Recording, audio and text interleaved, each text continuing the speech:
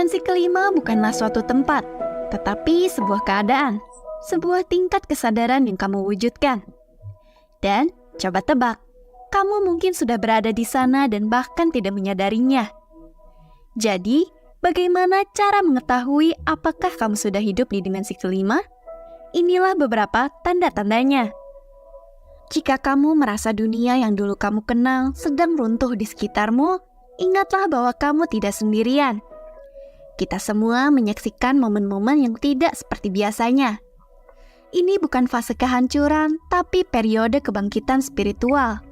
Sebuah pergeseran kesadaran. Seperti kata pepatah lama, selalu ada kegelapan sebelum fajar menyingsing. Kita telah hidup di dunia dimensi ketiga, sebuah realitas fisik dan nyata yang dapat kita sentuh, lihat, dan dengar. Namun seiring dengan berkembangnya bumi dan manusianya, kita bertransisi ke dalam realitas dimensi kelima. Ini adalah ranah non-fisik yang dapat diakses terutama oleh mereka yang telah bangkit secara spiritual. Dimensi kelima adalah tempat di mana cinta mengalahkan ketakutan dan persatuan menggantikan perpecahan. Dalam perjalanan yang luar biasa ini, indera kamu menjadi lebih baik, menyesuaikan diri dengan frekuensi baru. Persepsi kamu meluas, memungkinkan kamu melihat apa yang tak terlihat dan mendengar apa yang tak terdengar. Ini mirip dengan mengupgrade software jiwamu, dan seperti halnya pembaruan lainnya, kamu mungkin mengalami beberapa gangguan. Orang-orang di sekitar kamu mungkin melaporkan sensasi yang tidak biasa, perubahan emosi, atau kondisi kesehatan yang tidak terduga. Meskipun beberapa orang mungkin mengabaikan ini sebagai suatu kebetulan yang aneh, pada kenyataannya, hal ini merupakan manifestasi dari perubahan mendasar, peningkatan sistem spiritual dan fisik kita. Ini bukanlah fenomena yang perlu ditakuti. Ini adalah keselarasan semesta dengan diri kamu yang lebih tinggi. Agar kenaikan terjadi, kamu harus menghadapi ketakutanmu, menghadapi rasa sakitmu, dan menjelajahi dunia bawahmu. Dengan merangkul sisi gelap di dalam dirimu, kamu menemukan keberanian untuk melangkah menuju terang dan naik. Salah satu aspek yang paling menantang dalam transformasi ini adalah hancurnya kehidupan dimensi ketiga. Relationship kamu mungkin berakhir, karir bisa berubah, dan persahabatan mungkin putus. Dan betapapun sulitnya hal tersebut, ini adalah bagian penting dari proses. Saat elemen dimensi ketiga kehidupanmu hancur, elemen-elemen tersebut memberi ruang bagi realitas dimensi kelima untuk terbentuk. Tidak mudah untuk melepaskannya. Itu manusiawi untuk merasa terikat pada hal yang familiar. Namun, rasa sakit saat mengucapkan selamat tinggal tidak ada artinya jika dibandingkan dengan kegembiraan bertemu dengan diri kamu yang telah berubah ketika kamu mencapai sisi lain dari perjalanan transformatif ini. Kamu akan menyadari bahwa kehidupan barumu adalah kehidupan yang kamu impikan selama ini. Intinya, hidup kamu tidak berantakan. Hidup kamu sedang menyelaraskan diri dengan rancangan besar, tujuan yang lebih tinggi. Hal ini membuka jalan bagi versi dirimu yang lebih benar, lebih berani, dan lebih tercerahkan. Berpeganglah pada visi, tetapi lepaskanlah kemelekatan pada keadaan. Kehidupan lama kamu tidak runtuh. Ia hanya menggugurkan daun-daunnya agar pohon yang lebih kuat dan lebih indah tumbuh di tempatnya. Saat kamu meningkat secara spiritual menuju dimensi kelima, jiwa kamu menjadi sensitif, halus terhadap frekuensi dan getaran yang berbeda. Selama peningkatan spiritual ini, racun dalam hidupmu mulai terlihat seperti jempol yang terluka. Racun ini tidak terbatas pada zat-zat seperti alkohol atau makanan tidak sehat, alias junk food. Hal ini juga meluas ke hubungan yang beracun, istilah umumnya toxic relationship. Lalu pada lingkungan sosial dan bahkan pada pola pikir yang beracun. Sederhananya, elemen-elemen ini tidak lagi sesuai dengan dirimu. Tubuh kamu mungkin bereaksi dengan merasa tidak enak badan, suasana hatimu mungkin menurun, dan kamu mungkin merasa lebih jengkel dari biasanya. Kamu menjadi seperti alat musik yang disetel dengan baik, dan racunnya menjadi nada false alias nada sumbang. Ini mungkin tampak berlawanan dengan intuisi. Namun, terkadang menjauh dari orang-orang atau situasi tertentu adalah hal paling penuh kasih yang bisa kamu lakukan untuk dirimu sendiri dan bagi mereka. Berani menetapkan batasan berarti memiliki keberanian untuk mencintai diri sendiri, bahkan ketika kamu beresiko mengecewakan orang lain. Dengan menjauhkan dirimu dari racun, kamu tidak mengatakan bahwa kamu tidak mencintai atau tidak peduli pada orang-orang atau hal-hal tersebut. Kamu mengatakan bahwa kamu lebih mencintai dirimu sendiri, dan tidak ada yang salah dengan itu. Memprioritaskan kesejahteraan diri bukanlah hal yang egois, malahan itu perlu. Jika bukan kamu yang menjaga kedamaian batin dirimu, lalu siapa lagi? Keseimbangan mental kamu bukan hanya bagian dari dirimu. Itu adalah inti dari kesejahteraan kamu. Ketika pikiran kamu tenang, tubuh kamu akan mengikutinya, dan semangatmu akan melambung tinggi.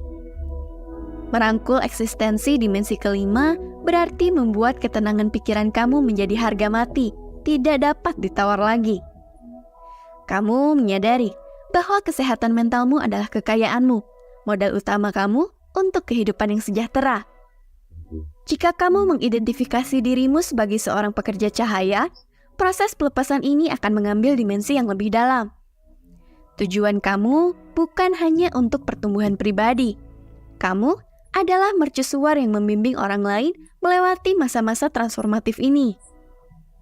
Agar kamu dapat melayani orang lain secara efektif, sangat penting untuk menjaga cahayamu. Mercusuar tidak dapat memandu kapal jika cahayanya diredupkan oleh kabut. Tetap setia pada hakikat dirimu adalah hadiah kamu kepada dunia.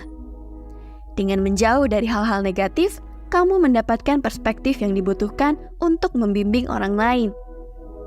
Kamu berdiri sebagai bukti dari transformasi yang mungkin terjadi, menunjukkan kepada orang lain bukan hanya cara yang lebih baik, tetapi juga jalan menuju realitas yang lebih tinggi dan lebih harmonis.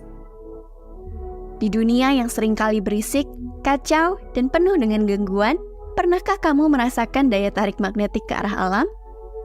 Seperti dorongan yang tidak dapat dijelaskan yang membawa kamu ke gunung, hutan, danau, atau lautan. Unsur-unsur yang telah melingkupi kehidupan sejak awal waktu sedang memanggilmu. Dan ada alasan spiritual yang mendalam atas tarikan ini. Allah mengetahui jiwamu, dan Allah mengetahui bahwa kamu berada di sini untuk berpartisipasi dalam sesuatu yang lebih besar. Sebuah perubahan kolektif menuju realitas dimensi kelima. Ini bukan hanya tentang keindahan pemandangan alam.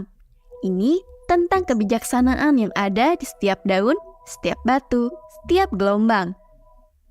Jadi, mengapa alam memanggilmu? Ini bukan hanya untuk liburan yang menyegarkan atau postingan Instagram yang menakjubkan.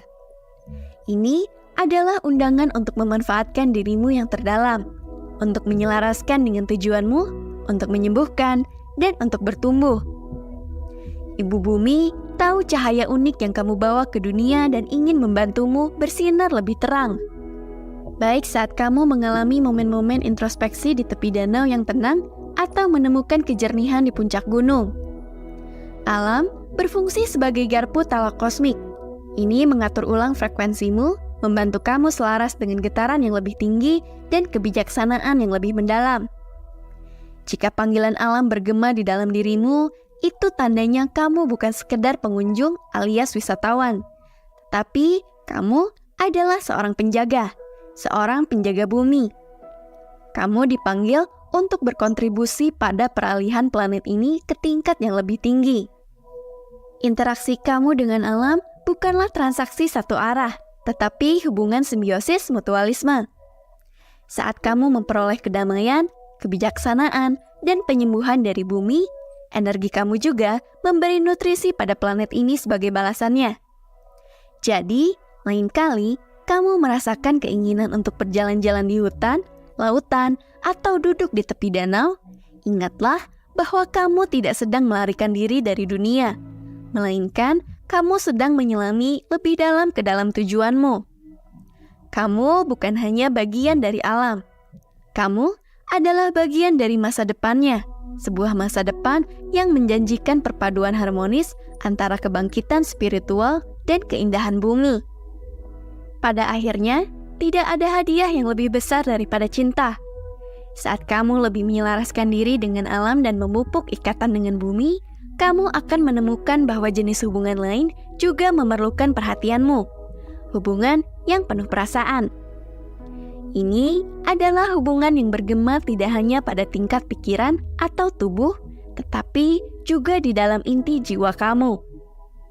Dalam dunia dimensi ketiga yang berfokus pada materialisme dan kedangkalan, interaksi seringkali hanya berada di permukaan. Entah itu obrolan santai dengan teman, pertemuan bisnis, atau bahkan pertemuan keluarga, mudah untuk menjaga hal-hal agar tetap aman.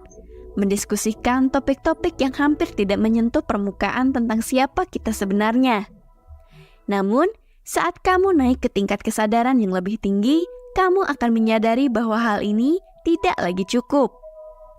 Jiwa kamu mulai mendambakan kedalaman.